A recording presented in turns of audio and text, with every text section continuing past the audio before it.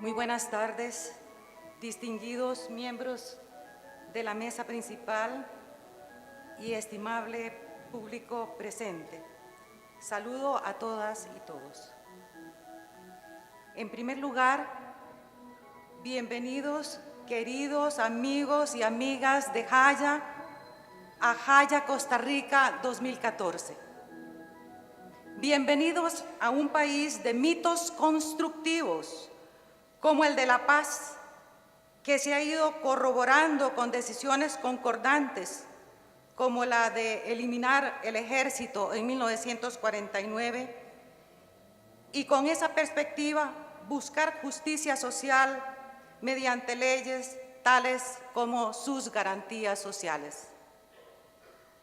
Hemos extendido nuestro imaginario solidario de los Andes al Caribe, y hoy recibimos a especialistas en estudios de literaturas andinas en un contexto nada ajeno a la problemática de esas culturas, porque también en Centroamérica, como en los Andes, se dirimen aún conflictos coloniales sin resolver. Tenemos con nosotros esta tarde, para brindarnos la conferencia inaugural, a un especialista muy destacado de las culturas y literaturas andinas, Antonio Melis, conocedor experto de la obra de José Carlos Mariátegui. Antonio Melis ha sido catedrático de literaturas hispanoamericanas y de civilizaciones indígenas de América en la Facultad de Filosofía y Letras de la Universidad de Siena, Italia, y en la misma universidad ha dirigido el CISAE, Centro de Estudios sobre América Indígena. Es autor de numerosos ensayos y traducciones sobre el área andina. Entre sus trabajos figuran los libros Leyendo Mariátegui y José María Arguedas, Poética de un demonio feliz, un título muy interesante. Ha publicado ensayos dedicados a César Vallejo y ha prologado la nueva edición bilingüe de la obra completa del poeta, en la traducción de Roberto Paoli. Forma parte del Consejo de las revistas Informa di Parole y Revista de Crítica Literaria Latinoamericana.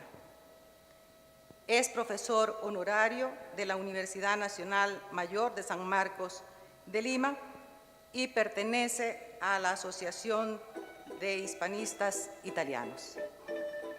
Con ustedes, Antonio Melis. Bienvenido, maestro. Gracias en primer lugar a esta palabra tan cariñosa de Magda y sobre todo agradezco de todo corazón la invitación de los organizadores de Jaya Costa Rica a intentar un balance de los 20 años abundantes de nuestra criatura en relación con el desarrollo de la crítica literaria latinoamericana. Voy a empezar con un prólogo quevedesco, porque antes de emprender mi recorrido, quisiera lidiar en forma preventiva mi relación con la lectura de un soneto, para cuya redacción le pedí los derechos de autor a Francisco de Quevedo. Se trata, como ustedes verán, de la imitación de un célebre poema antigongorino del gran escritor barroco. Muchos tal vez lo conocen a través de su referencia por parte de García Lorca en su trabajo La imagen poética de Luis de Góngora. Voy a leer el soneto. Quien crítica quisiera puesta al día, la Geri aprenderá Gonza siguiente. actante narratario committente, diegetico pragmatico entropia, versus mensaje marca isotopia, absenza contrastivo referente, sema sequencia codigo agente, fabula bipolar taxonomia. Diacrónico emisor significante, canon, virtual, función y postmoderna. Postcolonial, catáfora, tagmema. Usa mucho de cifra y de enunciante.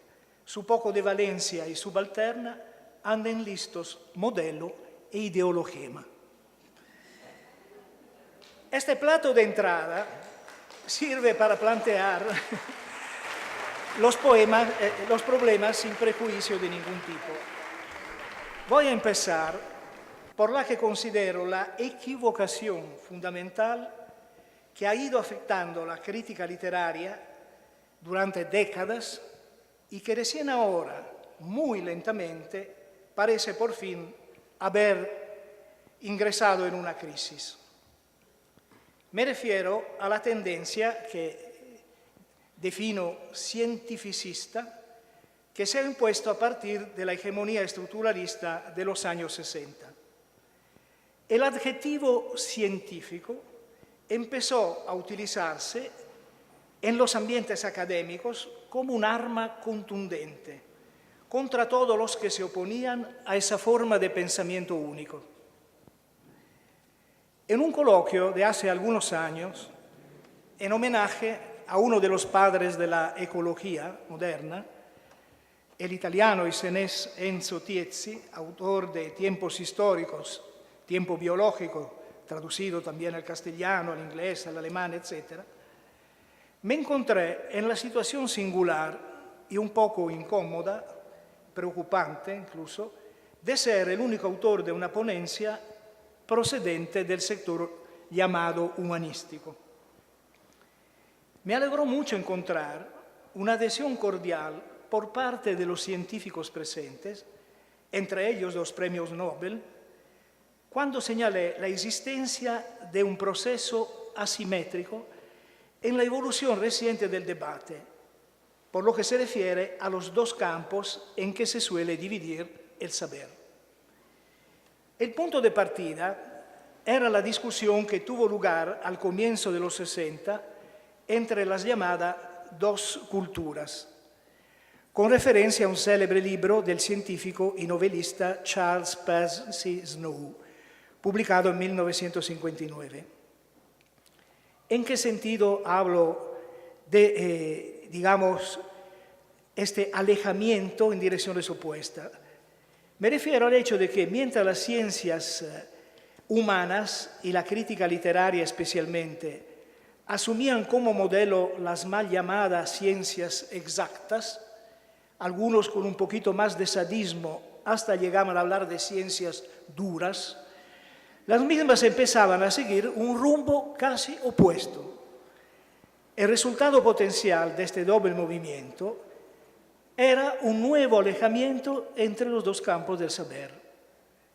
En esos años, en efecto, los científicos, en el sentido tradicional del vocablo, volvían a discutir de calidad al lado de los aspectos cuantitativos, de belleza al lado de los procesos de abstracción. La crítica literaria, al contrario, buscaba frenéticamente un estatuto científico, con el afán del parvenu. A lo largo de este camino de iniciación se iba desarrollando una nomenclatura hipertrófica, de allí el soneto.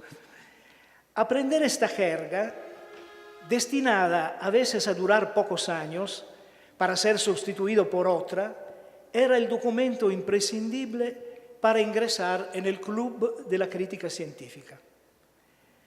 Entre los efectos laterales de esta tendencia, registramos la formación de generaciones de lectores de textos teóricos y críticos, pero muchas veces con un patrimonio de lecturas de los textos primarios muy pobre, para no decir mísera.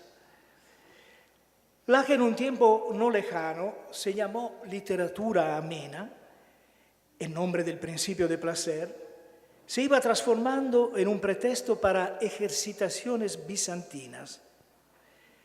En un panfleto muy brillante aparecido en Italia en 1998, un conocido y muy apreciado filólogo románico, autor de trabajos fundamentales, entre otros temas, sobre Francisco de Asís y su Cántico de las Criaturas, había hablado de esos procedimientos como de operaciones de carnicería. A propósito de este alejamiento de los textos primarios, es evidente que en todos los grandes críticos universalmente reconocidos, Auerbach, Spitzer, Bakhtin, etc., encontramos como base un patrimonio extraordinario de lectura de textos primarios de las épocas y de las tradiciones literarias más diferentes. Y una mirada sobre la crítica latinoamericana nos permite constatar que el mismo fenómeno se puede comprobar en el caso de Alfonso Reyes, Pedro Enrique Sureña y de manera muy especial, obviamente, en Jorge Luis Borges. El aporte de Jaya. ¿Hasta qué punto nos hemos salvado de estas deformaciones con nuestra ya larga experiencia de Jaya?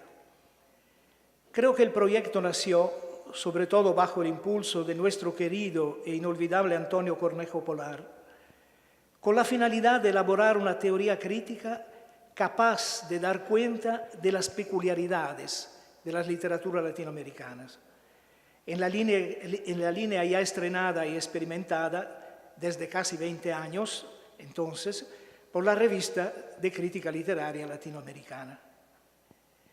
Este plan de trabajo, por otra parte, no tiene y no tuvo nunca un carácter autárquico, autosuficiente. Se presentaba, al contrario, como una continuación creativa de las primeras tentativas de fundar una crítica literaria que se acercara a las literaturas latinoamericanas iuxta propia principia. No es casual, entonces, que la elaboración teórica de Cornejo Polar se alimente también de la recuperación del pensamiento crítico latinoamericano y especialmente de la herencia de Mariátegui. El mal llamado por sus detractores de ayer y de hoy autor europeizante, como se decía de Mariátegui, en efecto representó uno de los primeros ejemplos de asimilación libre y selectiva de la herencia europea. Sería suficiente, en el extenso trabajo dedicado a la literatura en los 7 ensayos de interpretación de la realidad peruana, leer su enfoque acerca de la periodización literaria.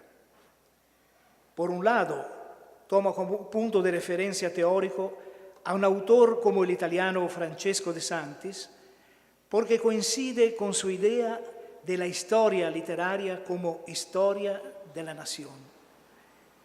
Por el otro, trata de elaborar una articulación cronológica que corresponda a las dinámicas de una literatura colonial, proponiendo una periodización específica.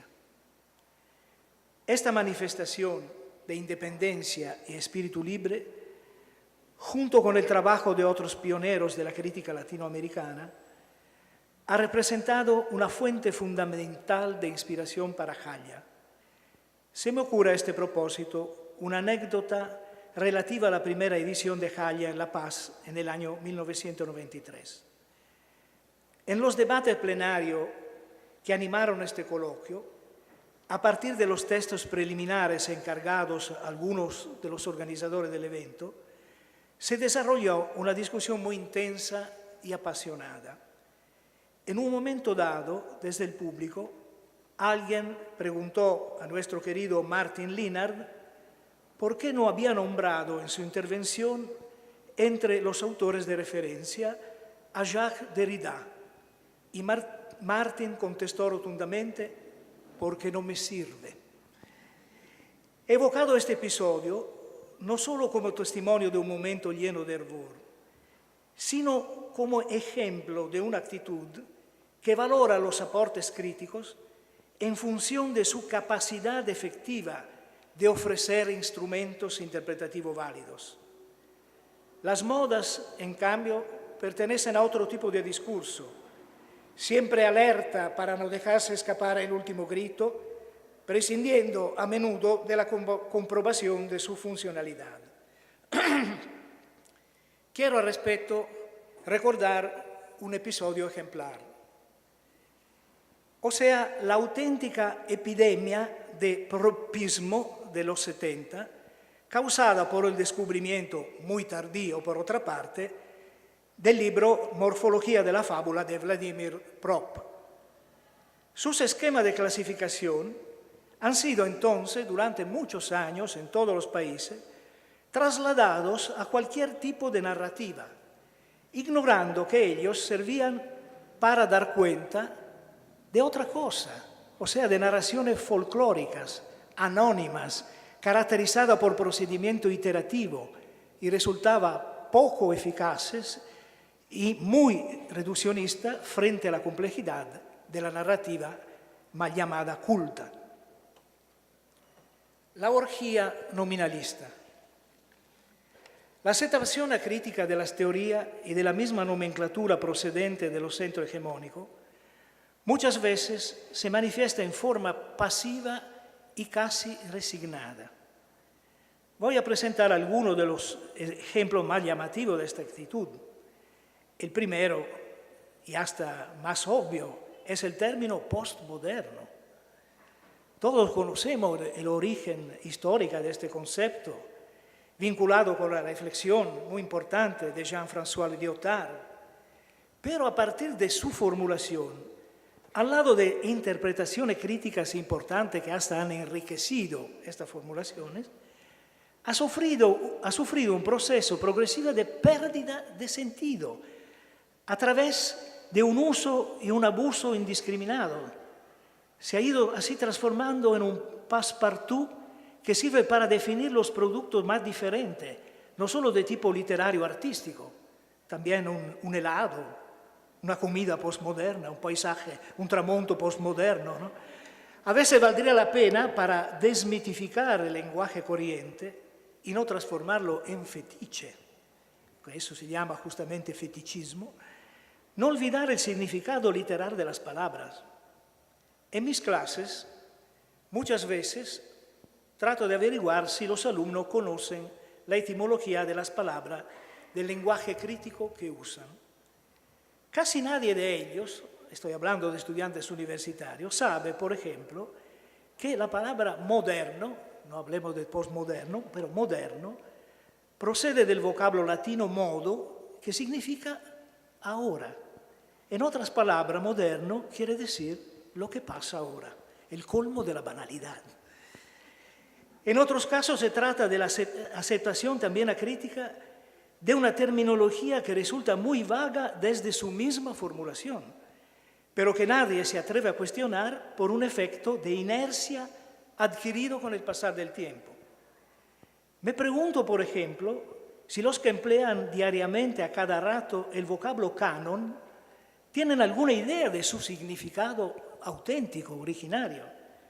Hoy, como sabemos, sirve para indicar una serie de obras representativas de una determinada literatura o de la misma literatura universal. Pero muchas veces, en su uso y abuso, se produce una peligrosa interferencia con motivaciones de orden extraliterario, hasta incluir en los elencos supuestos canónicos libros que tienen el único mérito de haber vendido muchos ejemplares. El origen de las equivocaciones se encuentra en la utilización impropia del término clásico. No se puede olvidar, porque es un error garrafal, que se trata de un concepto vinculado con una estética de tipo normativo, fundada en el principio de imitación.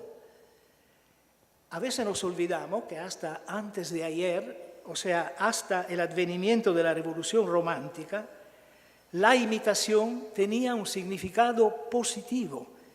Era la prueba ostentada de la cultura que poseía el autor que practicaba dicha imitación.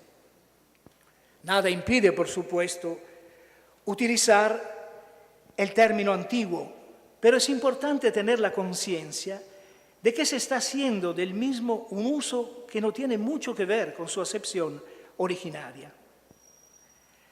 A veces, el privilegio de hablar español ha permitido salvarse, por lo menos parcialmente, de otras hazañas vinculadas con el politically correct propiciada por la hegemonía norteamericana. Pienso, por ejemplo, a la transposición mecánica a otros idiomas de la dicotomía nigger-black del inglés. Los editores italianos, por ejemplo, han ido cediendo progresivamente a esta imposición absurda para nuestro idioma, que no tiene ningún fundamento semántico en la lengua nacional. Hasta antes de ayer se utilizaba en italiano negro para indicar un color y negro para indicar los africanos o afrodescendientes. No había en la palabra en sí misma ninguna connotación despectiva, que podía encontrarse, en cambio, paradójicamente, en el término opuesto, hoy promovido como politically correct. Para asustar a los niños, en efecto, se le decía que estaba llegando el uomo nero en italiano, no el uomo negro, ¿no? Y más tarde vino el diablo blanco, ¿no?, de Atahualpa, Yupanqui. Entre paréntesis, me permito recordar aquí también una verdad muy banal, y como todas estas verdades tan banales, demasiado olvidada. O sea que lo que determina el significado de la palabra en todos los idiomas es el contexto. No es lo mismo llamar al gran poeta peruano el Cholo Vallejo, como lo hacían sus amigos en Perú y en París con gran cariño, o apostrofar cholo de mierda a un humilde serrano al estilo de la sociedad oligárquica de los países andinos. El aporte teórico latinoamericano a la reflexión crítica. Hasta ahora me he dedicado a la pars destruens, o por lo menos cuestionable, de algunas teorías críticas hegemónicas. Pero vale la pena ocuparse también de la pars construens, empezando con lo que se ha conseguido realizar con Jaya y alrededor de Jaya. Quiero abrir este párrafo con la referencia a un ensayo aparecido recientemente en la revista cubana Casa de las Américas, cuya autora es la antropóloga argentina Rita Laura Segato. Rita Laura Segato se propone profundizar en la teoría de la colonialidad del poder a partir de las formulaciones de Aníbal Quijano. Según la autora, en su premisa, las teorías nacidas en América Latina que han tenido un impacto sobre el pensamiento mundial en la edad contemporánea son la teología de la liberación, la pedagogía de los oprimidos de Paulo Freire, la teoría de la marginalidad y justamente la colonialidad del poder. Esta última, que es la que más nos interesa para el presente discurso, por sus implicaciones, que son también literarias, no se refiere solo a América Latina, sino a la totalidad del poder hegemónico. Es asimismo un esfuerzo para rescatar el propio marxismo de su prisión eurocéntrica. En este sentido, agrego yo, es una continuación creativa de la operación que los 20 trató de realizar hacia el mismo marxismo José Carlos Mariátegui. Las repercusiones en el terreno de la literatura son asimismo muy importantes. La descolonización en esta perspectiva no es un proceso de restauración, sino la recuperación de caminos abandonados. Creo que vale la pena confrontar esta elaboración con otra teoría que en los últimos años ha conocido un gran éxito en las investigaciones literarias. Me refiero a los llamados estudios postcoloniales, que se han ido afirmando como una nueva disciplina académica. En este caso también, a pesar de su rápida difusión, el significado real del sintagma en el uso diario no resulta muy claro. El aspecto más ambiguo se encuentra en el prefijo post, que parece aludir a una época histórica superada. Colonialidad del poder, en cambio, nos habla de una característica de origen histórico que sigue vigente con su herencia en el mundo actual. Es evidente que estas dos interpretaciones no pueden coexistir, puesto que se contraponen rotundamente. La colonialidad del poder indica un pecado original que se remonta al primer contacto del mundo europeo con América. Como lo ha demostrado Quijano, es entonces que surge el racismo, o sea, la primera clasificación jerárquica de las etnias. La duda que entonces se insinúa a través de este cotejo entre postcolonialismo y colonialidad del poder es que la primera teoría funcione solo y parcialmente en relación con los países hegemónicos. Se funda además en el presupuesto de la conclusión de una época histórica sin confrontarse con su prolongación con un nuevo rostro. En otra palabra, el riesgo de la llamada teoría postcoloniales es el de ignorar o por lo menos descuidar el fenómeno del neocolonialismo, que ya fue captado a fines del siglo XIX por José Martí. Y por lo que se refiere específicamente a nuestra tarea, una consecuencia posible de una aceptación acrítica de estas teorías es la de introyectar un punto de vista opuesto al que se persigue, como nos recordó en su momento un autor que hoy se lee muy poco y valdría la pena volver a leer, Frantz Fanon. Entre Europa y América Latina. Desde la óptica del viejo mundo, una piedra de toque de esta situación ambigua del debate, no solo en el terreno literario, se presentó hace algunos años en la discusión que se armó sobre la constitución de la Comunidad Europea. Alrededor de la posible premisa que tenía que encabezar ese texto fundador, se desarrolló un debate bastante surrealista.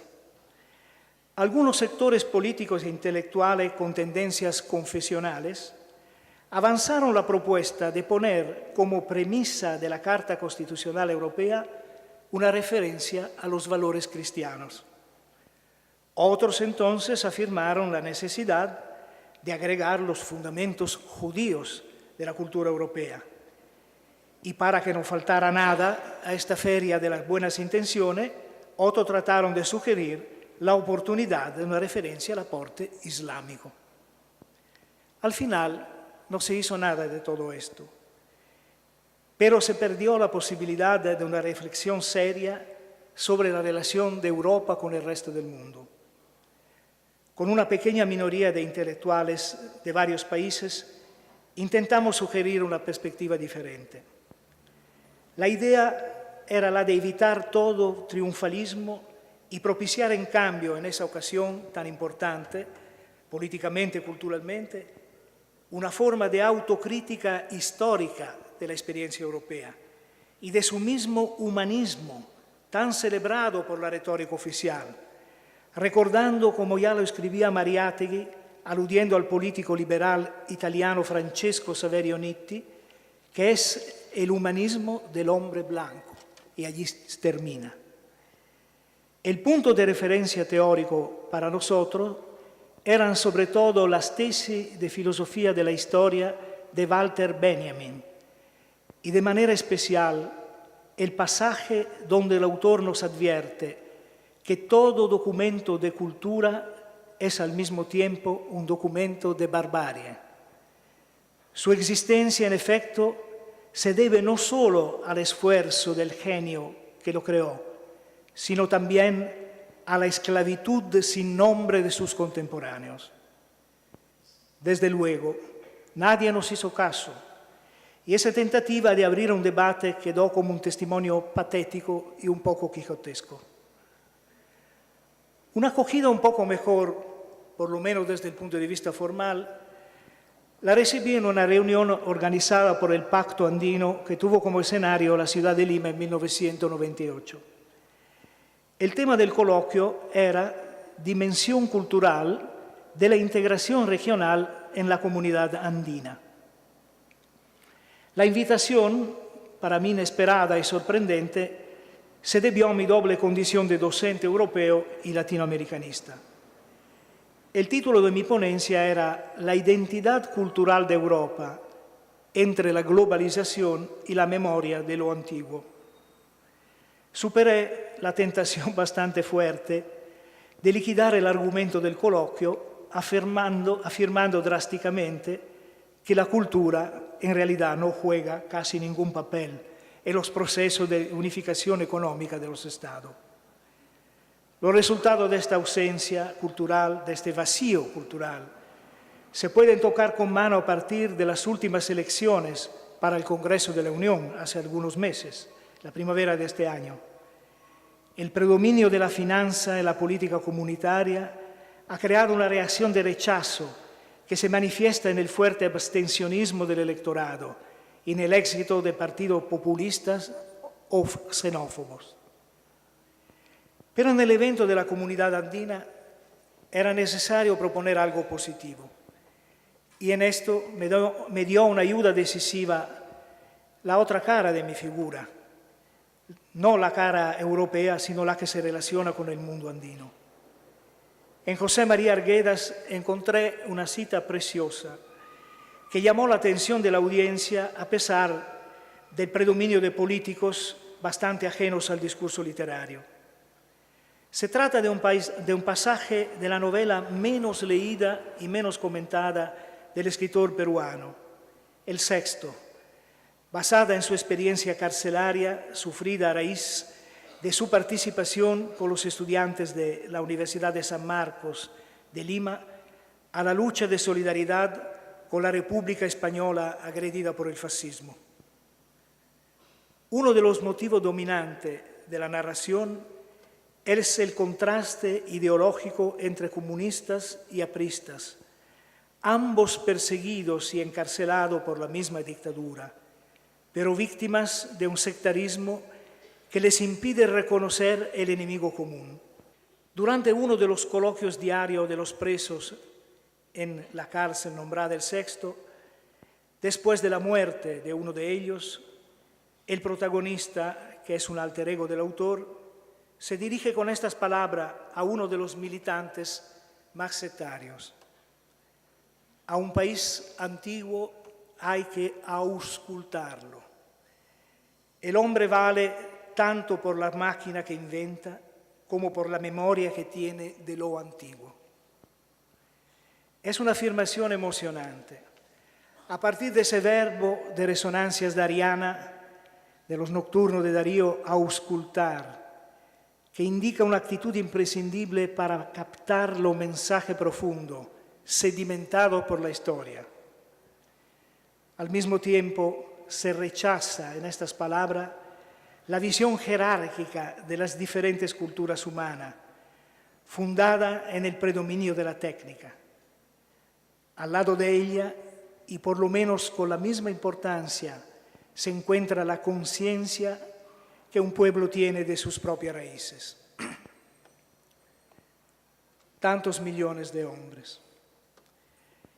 El nombre de Rubén Darío se nos ocurre aquí no solo por el empleo del verbo auscultar en uno de sus célebres nocturnos. De hecho, en este diagnóstico arguediano aparece tempranamente sugerido el tema que hoy se define con el término globalización. Y Rubén fue entre los primeros en alertar sobre el peligro de que tantos millones de hombres hablaran inglés.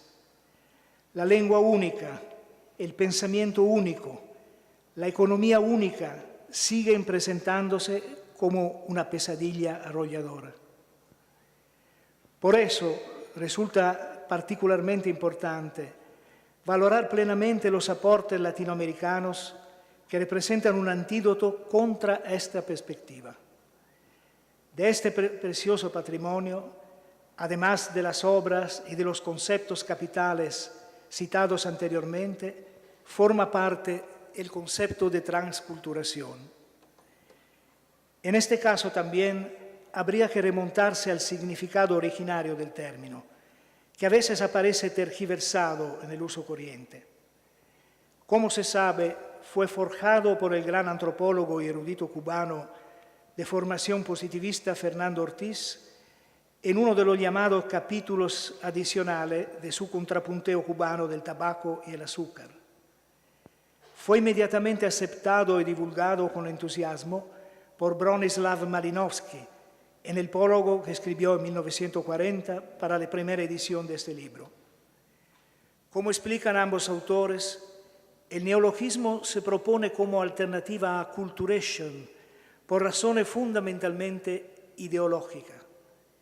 El término inglés, aculturación en su versión española, supone una relación de tipo unilineal, de una cultura, entre comillas, superior a una, entre comillas, inferior. Transculturación subraya, en cambio, el carácter de reciprocidad que se manifiesta en los contactos entre culturas diferentes. La imagen de los vasos comunicantes expresa de manera muy clara este proceso osmótico. La utilización por la cultura literaria de este concepto no siempre ha correspondido al significado que quiso darle su creador.